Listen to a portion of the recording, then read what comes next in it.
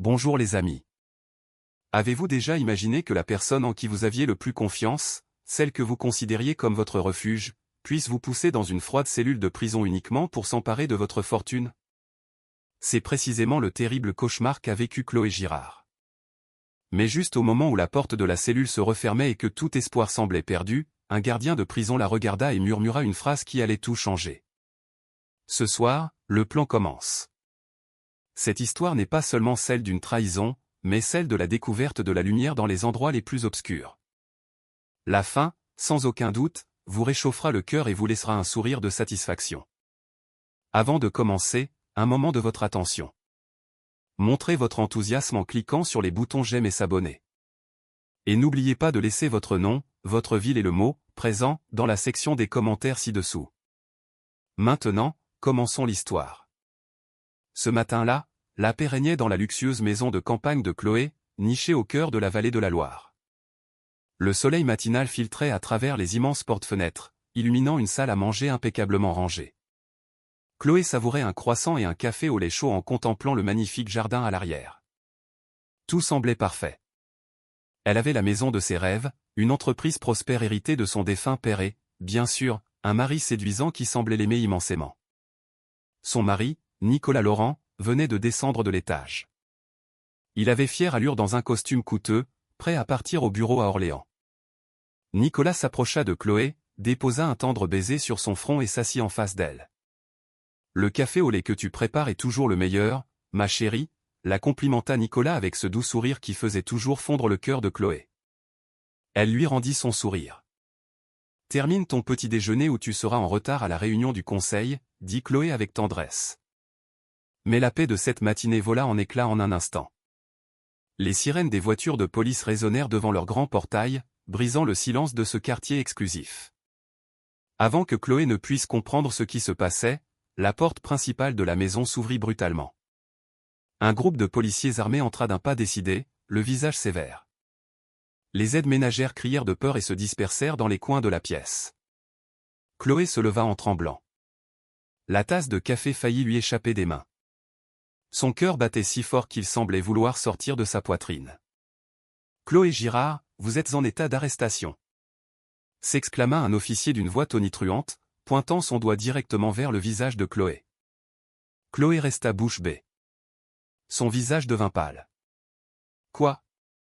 Arrêté? Que ai-je fait, officier? Il doit y avoir une erreur. Vous êtes accusé de détournement de fonds et de blanchiment d'argent pour une valeur de dizaines de millions d'euros. Nous avons des preuves accablantes. Nous allons au commissariat tout de suite, cria le policier sans pitié. Le monde de Chloé sembla s'effondrer. Détournement, blanchiment d'argent. C'étaient des accusations incroyablement viles.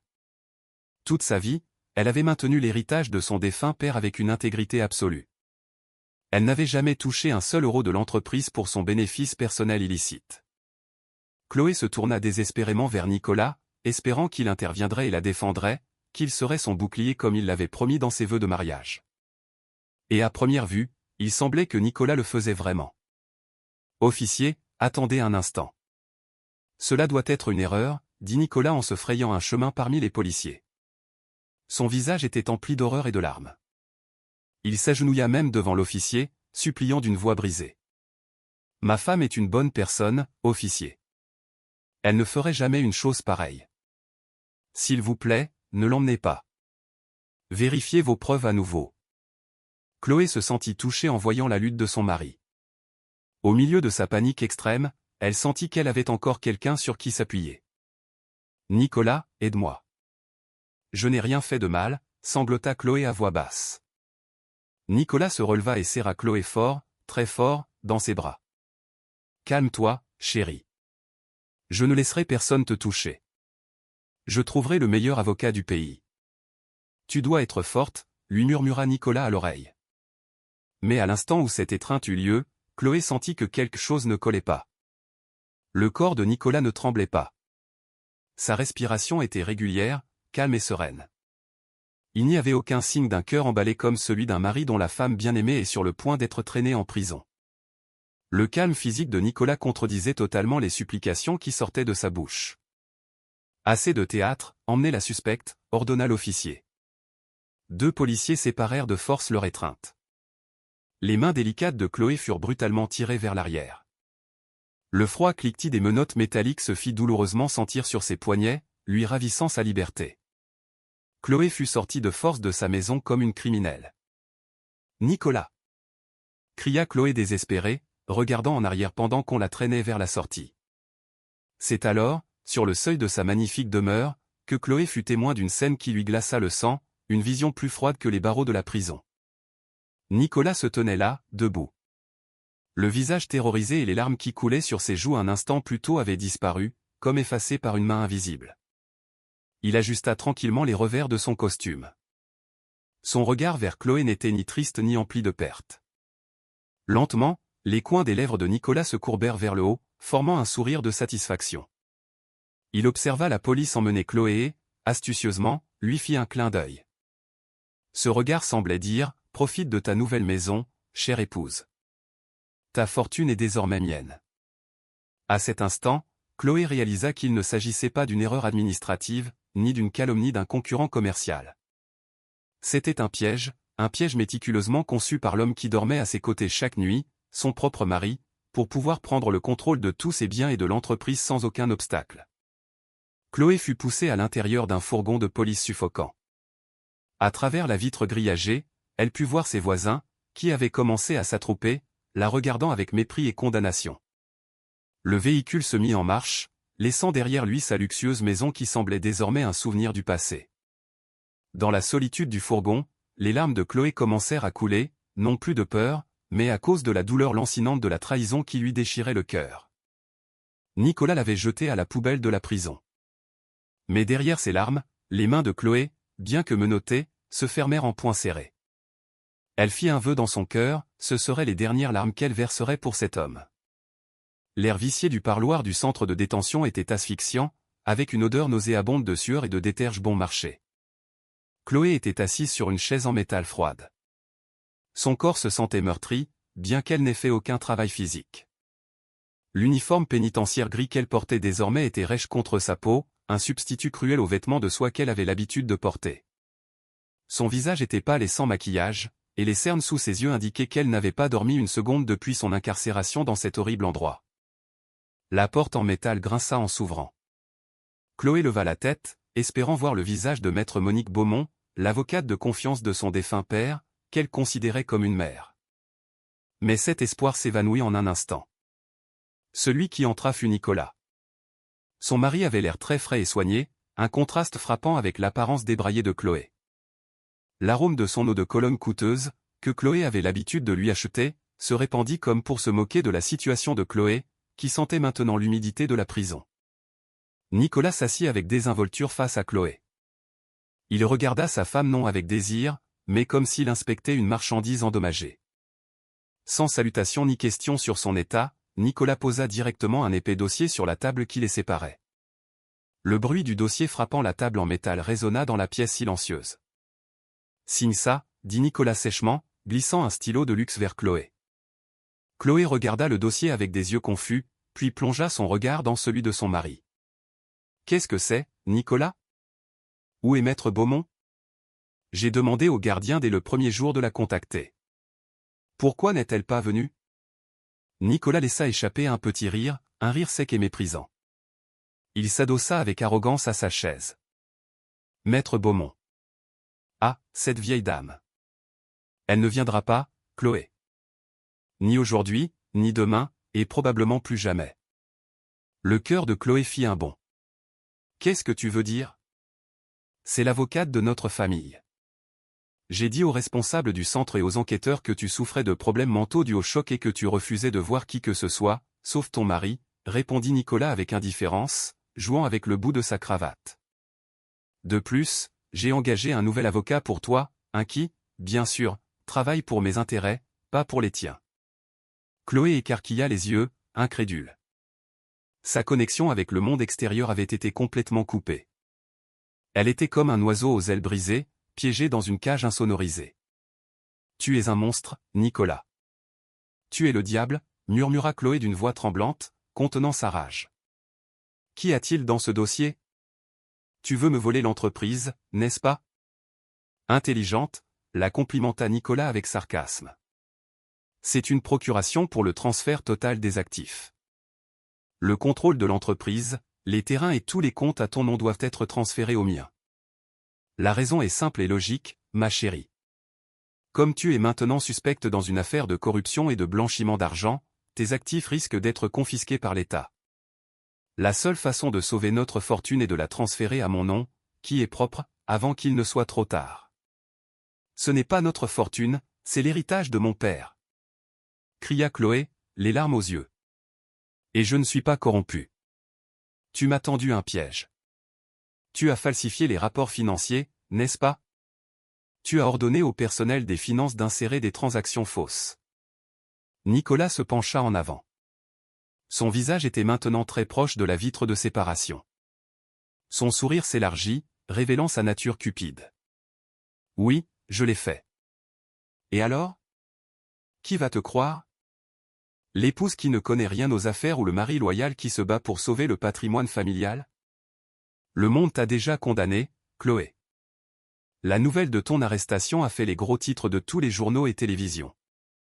Les actions de l'entreprise se sont effondrées et les investisseurs sont paniqués. Si tu ne signes pas, l'entreprise de ton père fera faillite et partira en lambeaux. Chloé serra les poings jusqu'à ce que ses jointures blanchissent. La douleur dans son cœur était bien pire que les accusations de la police. L'homme qu'elle aimait, qu'elle avait promu de simple employé à directeur général, lui piétinait maintenant la tête alors qu'elle était à terre. Je ne signerai pas, refusa Chloé avec fermeté. J'attendrai de pouvoir parler au juge. La vérité éclatera. Nicolas soupira longuement, comme s'il avait affaire à un enfant têtu. Son visage devint froid et cruel. Écoute-moi, Chloé. Entre ces murs, l'argent est roi. Si tu continues à être têtu, je peux faire de ta vie ici un enfer. Ou tu peux signer et je m'occuperai de toi. Tu passeras quelques années en prison, mais au moins tu vivras confortablement dans une cellule spéciale. Tu mangeras bien et je ne divorcerai pas de toi. Mais si tu refuses. Nicolas fit une pause. Ses yeux brillèrent de menace. Tu pourriras ici. Maître Beaumont ne peut pas t'aider. Personne ne se soucie de toi. Tu es seul. Nicolas se leva comme si de rien n'était et ajusta son costume. Il regarda sa montre de luxe. Je te donne jusqu'à demain pour y réfléchir. Souviens-toi, Chloé. Cette signature est ton billet pour la survie ou la ruine totale. L'homme sortit de la pièce sans regarder en arrière, laissant Chloé effondrée et sans force. Son dos disparut lentement derrière la porte en métal qui se referma avec un bruit sourd. Le silence revint dans la pièce. Chloé baissa la tête et regarda la table vide devant elle. Elle se sentait si petite et faible. La stratégie de Nicolas était méticuleuse. Il l'avait isolée, avait brisé son esprit et lui offrait ensuite une fausse issue. Chloé réalisa que si elle signait ses papiers, Nicolas divorcerait immédiatement et la laisserait mourir en prison sans un centime. Mais si elle ne signait pas, comment pourrait-elle lutter depuis derrière ses barreaux sans l'aide de Maître Beaumont? Le désespoir commença à ramper et à lui serrer la gorge. Les larmes de Chloé tombèrent sur le sol froid. Elle était vraiment seule dans ce monde cruel. Il n'y avait ni prince charmant ni miracle, juste elle et les murs froids en béton. Du moins, c'est ce qu'elle pensait à ce moment-là, sans savoir encore que l'aide arrive parfois des endroits les plus inattendus, souvent de figures que l'on ne remarque pas au premier coup d'œil. Cette nuit-là, les menaces de Nicolas devinrent réalité. Ce n'était pas de simples fanfaronnades. Son mari s'assura de démontrer son pouvoir. Vers 2 heures du matin, alors que Chloé parvenait à peine à trouver le sommeil dans une cellule commune qui semblait déjà horrible, 2 gardiennes au visage sévère apparurent. Sans dire un mot, elles lui ordonnèrent de rassembler ses maigres affaires. Chloé fut conduite dans un long couloir de plus en plus reculé. L'atmosphère devenait plus sombre et humide à mesure qu'elles avançaient. La fin de son voyage fut une lourde porte en métal rouillée dans la section d'isolement, le mitard. C'était l'endroit que tous les détenus craignaient, un lieu où la force mentale d'une personne est mise à l'épreuve jusqu'à la limite. Lorsque la porte se referma et fut verrouillée de l'extérieur, l'obscurité totale enveloppa Chloé. Il n'y avait pas de lumière, seulement un fin rayon de lune qui filtrait à travers un petit conduit d'aération au plafond très haut. La cellule était minuscule et sentait le moisi, un mélange de moisissure et d'air qui n'était jamais ventilé. Il n'y avait pas de lit, juste un sol en ciment froid qui lui glaçait les os. Les jours passèrent sans qu'elle sache combien de temps s'était écoulé. Chloé ne savait pas s'il faisait soleil ou s'il pleuvait dehors. La seule nourriture qu'elle recevait était un peu de pain rassis et un bouillon clair qu'on lui passait par une petite fente au bas de la porte. Personne ne lui parlait. Le silence y était si assourdissant qu'il commença à ronger lentement sa raison. Au 3e jour d'isolement, les défenses de Chloé commencèrent à s'effondrer. La vision du visage moqueur de Nicolas la hantait dans chaque coin sombre de la cellule. Les mots de son mari résonnaient à ses oreilles comme une malédiction. « Tu pourriras ici. Tu es seule. » La faim, le froid et la solitude commencèrent à la faire penser de manière irrationnelle. Peut-être que Nicolas avait raison. Peut-être que résister était inutile. Si elle signait, au moins elle pourrait sortir de ce trou à rats. Au moins, elle pourrait revoir le soleil, même si elle perdait sa fortune. Le désir d'abandonner était si intense qu'il oppressait la poitrine de Chloé, qui se soulageait par des pleurs incessants. Elle avait pris une décision. Le lendemain matin, elle appellerait le gardien et demanderait à voir Nicolas pour signer ces maudits papiers. Cependant, le destin avait d'autres plans pour cette nuit-là. Elle entendit le bruit de pas lourds s'approchant de sa cellule. Ils étaient différents de ceux des gardiens habituels. Le grincement aigu du métal contre le métal retentit lorsqu'une clé tourna dans la serrure. La lourde porte de fer s'ouvrit lentement, révélant la silhouette d'un homme corpulent qui bloquait le peu de lumière du couloir. Chloé recula, effrayée, s'appuyant contre le mur froid. Elle serra ses genoux et trembla. Était-ce un homme envoyé par Nicolas pour la torturer? L'homme entra en portant un plateau de nourriture. Son visage se révéla sous la faible lumière du couloir. C'était l'officier Pierre Lefebvre, l'un des gardiens supérieurs les plus craints. Son visage sévère et ses rides marquées montraient que ce n'était pas quelqu'un avec qui l'on pouvait jouer. Sa moustache épaisse et son regard perçant faisaient baisser la tête même aux détenus les plus durs. Jusqu'à présent, Pierre Lefebvre était connu pour être un homme de principe et très strict. Pierre Lefebvre posa le plateau de nourriture sur le sol avec une certaine brusquerie, produisant un fracas qui fit sursauter Chloé. « Mange », ordonna Pierre Lefebvre d'une voix grave et monotone. Chloé n'osa pas répliquer, elle hocha simplement la tête en silence. Ses yeux n'osaient pas regarder le visage de ce gardien effrayant. Elle attendit que Pierre Lefebvre se retourne et parte, mais l'homme ne bougea pas. Pierre Lefebvre resta là, en silence. Ses yeux parcoururent chaque coin sombre de la cellule comme s'il cherchait quelque chose. Il regarda vers le conduit d'aération en haut, puis vers le coin de la porte. Après s'être assuré qu'aucun micro ou caméra de sécurité ne pointait vers ce coin, la posture de Pierre Lefebvre changea radicalement. Ses épaules, auparavant tendues, se détendirent légèrement. Il s'agenouilla sur un genou et approcha son visage de celui de Chloé. Chloé eut encore plus peur. Sa respiration se bloqua dans sa gorge. « Ne me frappez pas, s'il vous plaît », murmura-t-elle faiblement. Pierre Lefebvre porta son index à ses lèvres, indiquant à Chloé de garder le silence. Son regard, qui à un instant plus tôt était perçant et effrayant, changea. Il y avait en lui une profonde compassion et du sérieux. Il approcha sa bouche de l'oreille de Chloé. Sa voix sortit dans un murmure à peine audible, mais pour les oreilles de Chloé, elle fut incroyablement claire. « N'abandonnez pas, madame. » Madame Girard, ne signez rien, chuchota rapidement Pierre Lefebvre. Chloé ouvrit grand les yeux et regarda avec confusion ce visage rude. Pierre Lefebvre continua de chuchoter, ses yeux fixés dans les siens, la rassurant. « Ce soir, le plan commence. Maître Beaumont vous envoie ses salutations. Elle se bat pour vous là-bas. » Le nom de Maître Beaumont fut comme un éclair qui frappa la conscience de Chloé. C'était un mot de passe que personne envoyé par Nicolas ne pouvait connaître. Nicolas avait dit que Maître Beaumont ne se souciait plus d'elle, mais ce gardien, celui qui semblait le plus terrifiant, lui apportait un message de sa part. Avant que Chloé ne puisse poser une question, Pierre Lefebvre se redressa. Son visage redevint un masque de fer froid et inexpressif. « Termine la nourriture et ne cause pas de problème au gardien. » Cria soudainement Pierre Lefebvre, reprenant son rôle original de geôlier féroce, comme si le murmure d'il y a un instant n'avait jamais eu lieu. Il fit demi-tour et sortit d'un pas décidé. La porte en métal se referma et fut verrouillée de nouveau. Chloé resta seule dans l'obscurité, encore une fois, mais cette fois l'obscurité semblait différente. L'air froid qui lui glaçait les os ne la faisait plus trembler de désespoir. Son cœur battait fort, non de peur, mais grâce à une lueur d'espoir qui brûlait soudainement brillamment dans sa poitrine. Maître Beaumont ne l'avait pas abandonnée, elle n'était pas seule. Et le plus incroyable de tout, dans cet endroit qu'elle croyait être l'enfer, il y avait un ange gardien déguisé en démon. Chloé prit le plateau de nourriture. Pour la première fois en 3 jours, elle mangea voracement. Elle avait besoin de force. Elle avait besoin d'être forte. Elle savait que la vraie guerre venait de commencer et Chloé devait survivre pour la gagner. Le lendemain, la routine dans la section d'isolement changea légèrement. Ce ne fut pas une gardienne qui apporta le petit déjeuner, mais à nouveau Pierre Lefebvre. Cette fois, il vint sous le prétexte d'une inspection de routine des cellules. Le bruit de sa matraque frappant les barreaux de fer résonnait de manière aiguë et menaçante, terrorisant les autres détenus de la section. « Recule et mets-toi dans le coin. »« Main derrière la tête !» cria brusquement Pierre Lefebvre lorsque la porte de la cellule de Chloé s'ouvrit. Chloé, qui comprenait déjà un peu ce théâtre, obéit immédiatement.